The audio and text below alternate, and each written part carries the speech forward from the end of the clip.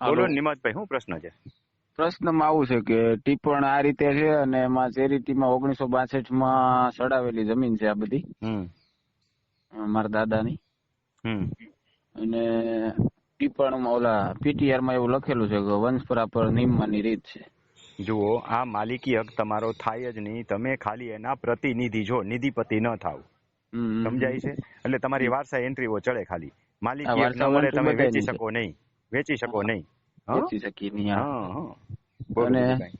PTR માં એવું દાદાએ લખેલું છે નિયમવાની રીતમાં હમ કે વંશ પરંપરાગત હા નિયમવાની રીત. હા હા, તો વંશ પરંપરાગત હોય એમ થાય. કા મોટો દીકરો હોય, કા વંશ પરંપરાગત હોય. હવે તો મોટા દીકરા વાળો નીકળી ગયો, સર્ક્યુલર આવી ગયો, બધાને નામ ચડે એમ. બધાયનું નામ વેચી ચડે. ન શકો, બીજું કાંઈ નહીં. તમે વાવી ખાઈ શકો. તમારો માલિકી હક નથી. એક વસ્તુ સમજો, જમીનની અંદર નવી શરતની જમીનમાંથી જૂની શરતમાં ટ્રાન્સફર થઈ જાય એટલે તે પ્રતિનિધિ નથી, એ નિધિપતિ થઈ જાય છે. તમે આજીવન પ્રતિનિધિ રહેશો, તમારા છોકરા પ્રતિનિધિ રહેશે. એ જગ્યા વેચી નહીં શકાય, વાવી ખવાય ખાલી. હા, સમજાઈ ગયું. અને આમાં ચેરિટીમાં ગામના જે અમુક માણસો એવા છે એ લોકો એની સામે લડો. હા, એની સામે લડો તમે. તમારે એને કાઢો બારે ટ્રસ્ટમાંથી. હા, ઓકે ઓકે.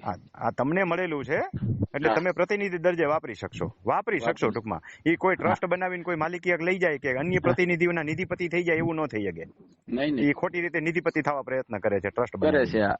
અત્યારે ભલે હા, ભલે ભલે ભલે. ટૂંકમાં આવી જમીન છે ને દિવેલિયા પ્રકારની જમીન કહેવાય. દિવેલિયાનો એક મૂળ અલગ પ્રકાર દિવેલિયા. થયો, સમજ્યા? હા. આવી તો કેટલી જમીનના પ્રકાર છે, માણસોની બુદ્ધિ કામ ન કરે એટલા કામ પ્રકાર નથી. છે. એટલે અમે આમાં જ એમ અટવાઈ છીએ કારણ કે આ શું છે શું નહીં આ અત્યારે આપણને ખબર પડે આમાં એક પ્રકારનું ટ્રસ્ટમાં દિવેલિયું છે, સમજાણું? હા. પણ બીજા દિવેલિયા કરતા જુદું છે.